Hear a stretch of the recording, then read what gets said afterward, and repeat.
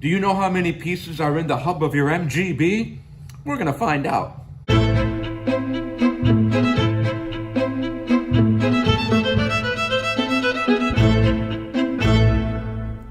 Welcome to the restoration of our 1964 MGB.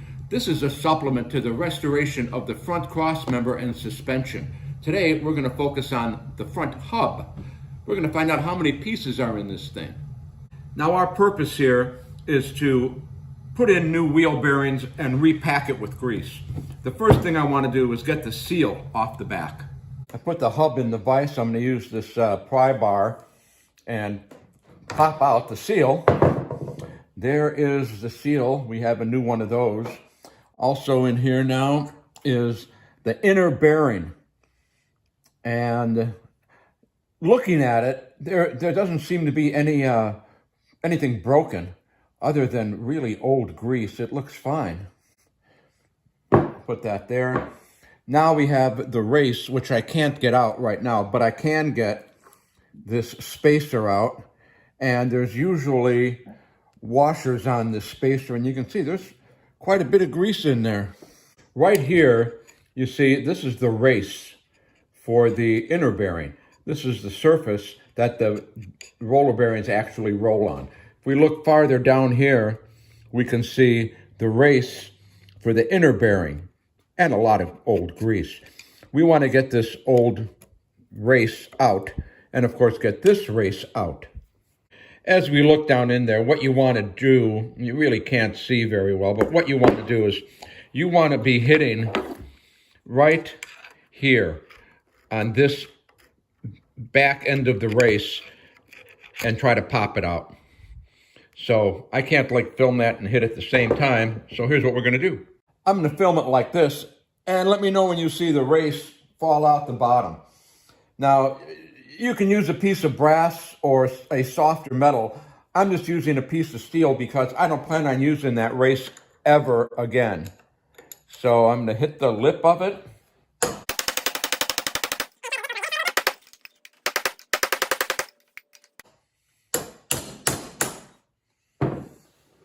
Did it come out? Yes, there it is.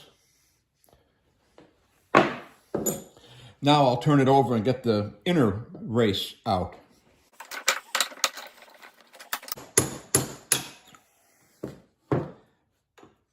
Ta-da! Here's our hub, and here's the number of pieces that were on it.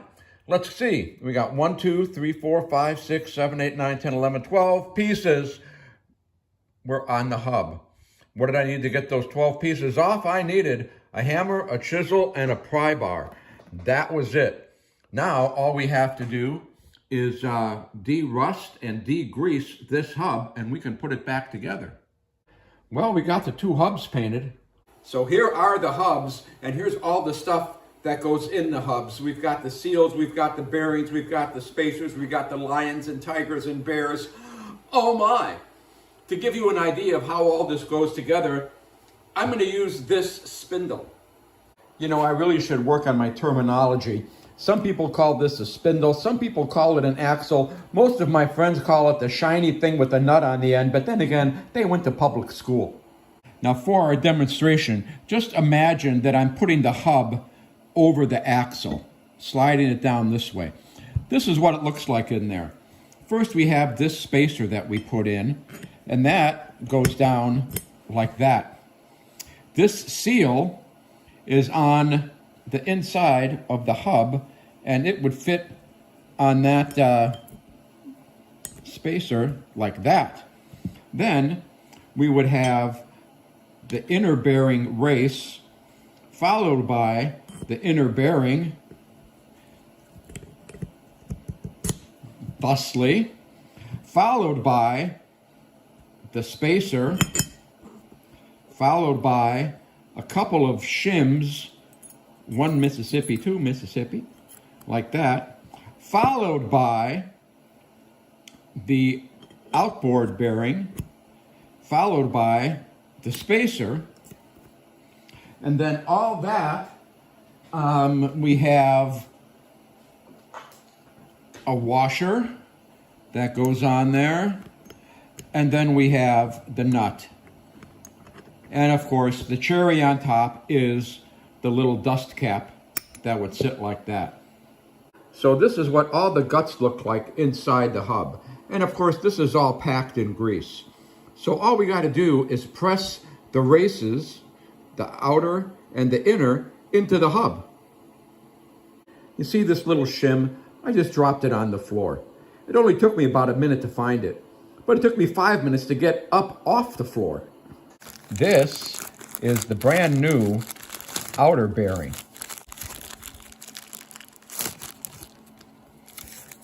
Ooh, this is like Christmas, you know, unwrapping all these brand new parts. Here is the new bearing. And what we want is the race. The race goes into the hub like that. Now, that just has to get pressed in there until, you can't see it, until it reaches this edge and it rests on there. So you can pound it in or use a press. I'm going to use a press. So here's our race. We're going to put it into the hub, hopefully nice and straight. Then we have the old race that I'm going to put in here like this. And I'm going to push on that to push the race into position, hopefully. I think it's going in. It's going someplace. Now I put the spacer that goes inside the hub in there to push the race in the rest of the way. See it going down? How will I know I'm down all the way? Well, I'll know I'm down all the way when it won't go anymore. I think that's it. Well, as we can see, that appears to be in position. Now we can unwrap the inner bearing, which is right there. And here's the inner race. And that is going to go right here like that. One thing I didn't mention when I put the other race in is I wipe them off with lacquer thinner and get all the dirt and dust off of them and any glue or anything else that might be on there. Look at that, right? Clean is the name of the game when doing these, as is when doing pretty much anything, but get these nice and clean. You also want to make sure that the other side, or the hub surface, is also clean. After the surfaces are cleaned, I'll take that inner race, get it lined up in there, then take the old race, line it up in there, and we'll take it over to the press. And then I'm just going to use this piece of metal and try to keep everything as straight as I can. And as we push it in there, again, we just want to make sure it's going as straight as we can get it. And if it's straight, it'll go in pretty smooth. We can see that the old race is flush to the top, so I can't push that in anymore. But we can also see that we've got a ways to go. So what I did is I have the old piston from one of the calipers, and we're going to compress that in there.